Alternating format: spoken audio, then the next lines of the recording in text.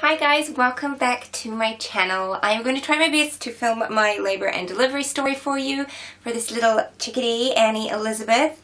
And hopefully it works. The camera could die, all sorts of things could happen, you know. But I'm going to try my best to get it done and to not make it too long and rambly.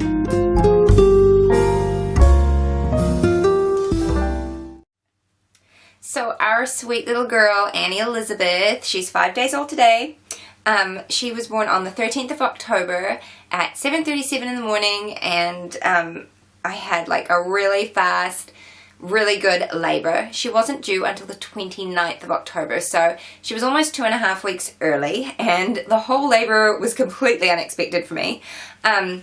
The day before, I was reading my pregnancy journal entries from when I was pregnant with my son Jack, and at 39 weeks I had the exact same symptoms I was feeling at 37 weeks.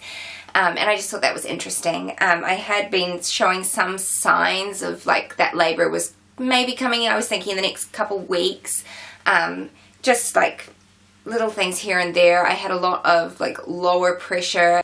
I had like my leg would just go into cramp because of how she was like lying on the nerves and stuff like that. And then the night before I had her, I just had a really bad night. I was up like a lot that night. I started having what I didn't think it was bloody show, but now looking back it must have been, because it was very, very little and I didn't really think much of it. I still thought that labour would probably be about a week away. So anyway, everything cleared up. I didn't have any contractions or anything. And then the next day, yeah, everything was normal. I kind of felt like, oh, stink, you know, I'm going to be pregnant for a while longer, which is fine. I was still only like 37 weeks and 4 days at that point. And then that night, my husband and son went out to Bible study like they normally do. And I just had this urge to clean the house. Like I had to get the house clean. And so I did. I vacuumed the floors. I mopped the floors. I dusted everything. I spent a while cleaning. And I went to bed a bit early that night. Went to bed at 10 o'clock, which is early for me. And then I think it was around... It must have been around 12:30-ish. I was woken up by like just a sensation, like a popping sensation, I guess. And I just thought it felt weird. So I got up and went to use the loo, and water was just dripping down my legs. And I don't know, at first I didn't think it was my waters because I wasn't expecting to go into labour yet, and I hadn't had any contractions, nothing. And so I kind of just cleaned everything up and then like got back into bed. And then she started moving, and all of a sudden water was like gushing, and I was like, okay, no, my waters have broken, definitely. And so I sort of jumped out of bed really quick and yelled at my husband to grab me a towel because my waters had broken. But I wasn't having any contractions, and I knew that I didn't need to panic because all the waters were clear. And so I just sort of like, I think I actually ended up grabbing a newborn nappy because I was just like leaking, and tried to get some sleep. Well, that was about 12:45. And within half an hour, I started having contractions, and they weren't, like they hurt, but they were very mild. And they started out being around about 10 minutes apart. And meanwhile, I told my husband, like, not to panic, go back to sleep. And he's like, I'm not going back to sleep now. My adrenaline's, like, pumping, whatever. And I had no idea how long labour would take, and so I wanted to try and rest. But the contractions started, and they were uncomfortable, and then they, like, within an hour, I think they were like 8 to 5 minutes apart, and I certainly couldn't sleep through them. And so at 1:30 I started timing them, and then at about 2 o'clock I said to my husband, okay, I'm going to get up now, I'm going to call my mum because I wanted her to be there for the labour, and she lives about an hour and a half away. And so my last labour was really fast, and so I didn't want her to have to rush. And so I just called her at 2 o'clock and I said, look, things are happening. I knew for sure I was going into labour. Obviously my waters had broken and I was having regular contractions. And so she came over, and she was coming over with my sister. So that was at 2 a.m. And when I got up and started moving, the contractions started coming a lot faster, like close together. I think at one point they were like 2 to 3 minutes apart, but they were only lasting about 30 seconds and were very bearable, and I recovered really well in between times. So they arrived at about 3:15 in the morning, and still I was good. Like during that time I had gotten up, I had like made up the guest beds for them if they were going to sleep, because I didn't know how long labour was going to last, and I put on some makeup and just, you know, in between contractions. But they were sore, like when I was having them, but they were very bearable. And so we just sat, and once they arrived and we chatted, and I left Shane to sleep, which he didn't really sleep because he was too excited, but I left him to sleep. Jack slept through the entire labour. It was awesome. And I was like sitting on the bouncy ball, and I'd bounce, and then when I'd have a contraction, I would just sort of breathe through it, and I could have a conversation in between times, and everything was fine. Well, then my mum asked me at one point, she's like, so when are you going to call the midwife? And I said, well, not for a while, because nothing's happening yet. There's no, I don't feel like I need to. And then probably within an hour of them being there, things changed, and all of a sudden the contractions got intense, and I was having to really vocalize through them. And at one point I got up to use the bathroom, and I had just 4 contractions pretty much on top of each other, and I started to feel pushy, and all of a sudden I started panicking, and I was like, oh no, I'm gonna have this baby on my lounge floor. I'm not ready for this. And so I came through to the lounge, and I had a really intense contraction, and my mum said, you're gonna call the midwife now? And I was like, yeah, we're gonna call the midwife now. So Shane got up around that time and came through. I don't know exactly what time in the morning it was, because yeah, I was just making my way through the contractions, and they weren't super regular. I'd get a couple here and there, and then I'd get one on top of another, and it was kind of those ones that were on top of another. I could feel her moving, and she was obviously moving down.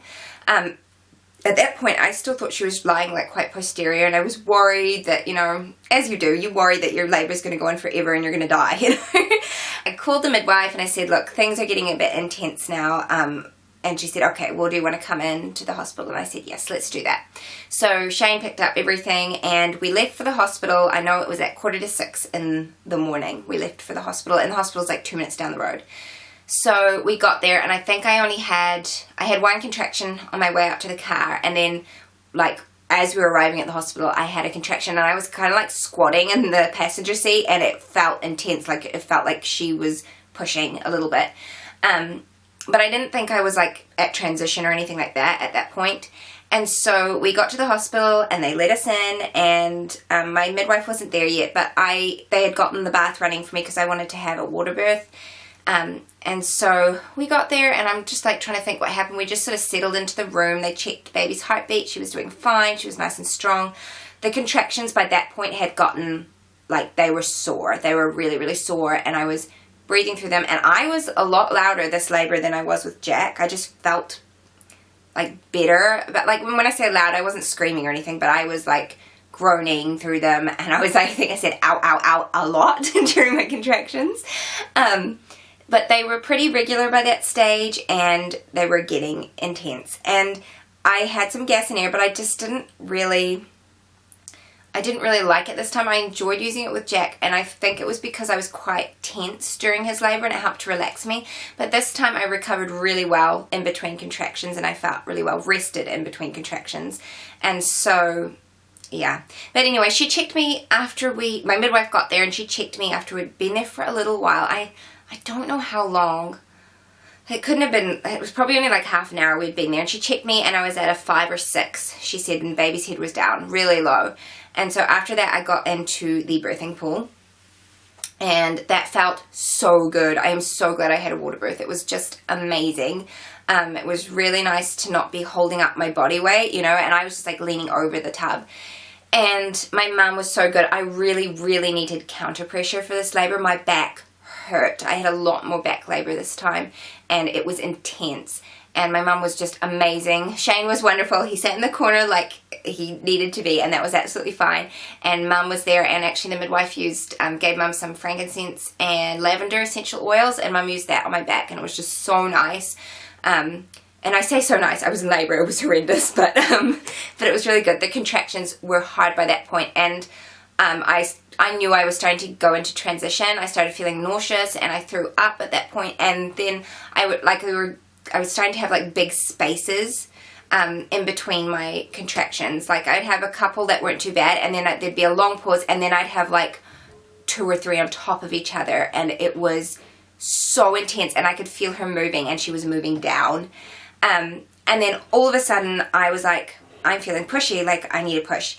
And that pushing stage, I don't think it lasted longer than 15 minutes. Like from going to transition to like pushing her out was very, very fast. And I didn't feel a huge amount of pressure this time. With Jack, I felt a lot of pressure. With her, I felt it stretching like straight away. I was like, she's right there and she's coming. And the midwife wasn't even in the room. It was just me and Mum and Shane in the room where they had the birthing tub. And so all of a sudden the noises that I made started changing, and the midwife decided to come in the room and check the baby's heartbeat. And I think at one point she came in, because I was making a little bit of a different noise, she came in and checked the baby's heartbeat, and I said at the peak of the contraction I felt like a little bit like I wanted to push, and she said, yeah, she said the heartbeat's dipping at that point, and that's an indicator that the baby's head is pressing down, and that's a good thing. And so it wasn't long after that I was like, yep, she's definitely coming out. And it was just a total change. The contractions hurt when I didn't feel like pushing, but when I felt like pushing, they didn't hurt. I just felt like pushing. And it was such a different experience to that of Jack's labor. With him, I felt really panicked. I just wanted to push him out. With her, I tried really hard to resist that urge to like just push her out. And I let her like go back and then come back out. But it was only, I think, 3 contractions and she was out. And it felt good to push this time around, whereas last time it did not feel good to push. And my midwife sort of coached me. She had a mirror and she just said, you know, take it really slow at this point, or breathe through this point. And it was just so good. It was such a relief when her head was out. It hurt after her head came out because I was still having a contraction, and I was like, I want to keep pushing because it hurt, but she said wait. And she was checking for the cord because she could see something, but Annie's hand was up against her face, so that's what it was. And then I pushed her shoulders out and she was born. And we did have a little bit of a scary time. She did not breathe. Well, she kind of breathed. She made a little sound, but she was floppy and she was looking around, but I could tell she was stunned. And so they sort of just left her for 5 minutes, and she was breathing, but she just, I don't know, she wasn't really, I guess she was just floppy, and it didn't feel right. And then the midwife came to check on her because she was checking to see if the cord had stopped pulsating so she could cut it. And her heart rate had dipped right down into the 90s, and so she very, very quickly cut the cord, took her away from me. My mum, like, I could tell the midwife was panicking. I wasn't panicked at all. I don't know why. I just had like this peace about it. My husband looked really worried, and my mum was worried. But within like they hit the emergency bell, they had the whole team there. Within like 10 minutes tops, like 5 minutes even, her heart rate was up, her oxygen saturation was up. She just needed to have a good cry and to be like not stunned anymore. But considering she had such a quick delivery, like I wasn't surprised at that. And she was born early, so I was also sort of expecting some sort of complications. But yeah, they had her out, they got me out of the birthing tub, and I still had like some gnarly after pains. The placenta was, I think within 15 minutes the placenta was out. And yay, I tore a tiny, tiny bit, but I certainly knew I did not tear anything like I tore with my son. And it was just not very painful. It was only a nick, didn't require any stitching. I had a couple grazes, which I'm pretty sure are already healed, and I'm only like 5 days postpartum. So it was amazing, like such a good labor. It was over so fast, especially because I wasn't expecting to go into labor this early.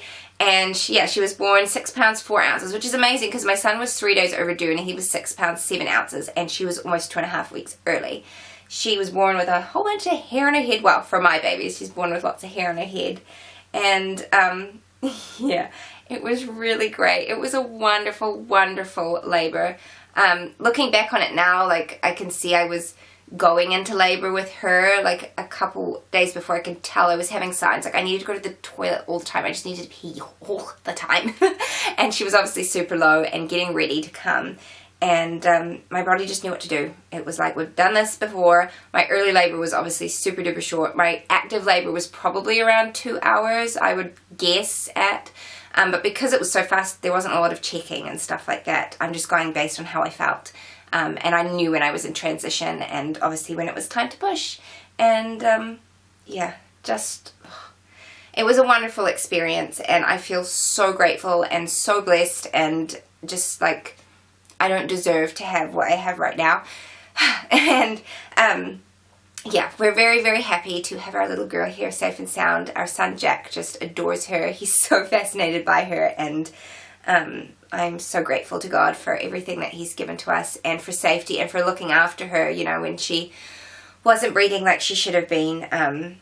For 37 weeks, she's done amazing. Like, the midwives are absolutely stunned that she's only 37 weeks. And they keep asking me if I have my dates wrong, but I just don't know how I possibly could because she was very planned. So, yeah, but God just brought her along at the right time. So I hope that this isn't too long and rambly, and that it's filmed okay, and that you guys enjoyed this little update. I don't know exactly when it'll be going up on my channel, but hopefully it'll be edited and up before too long, because I know people like to see these videos. So yeah, if you enjoyed it, please give it a thumbs up. If you want to keep up to date with our little family, hit the subscribe button, and I hope to see you in my next video. Thank you so much for watching. Bye!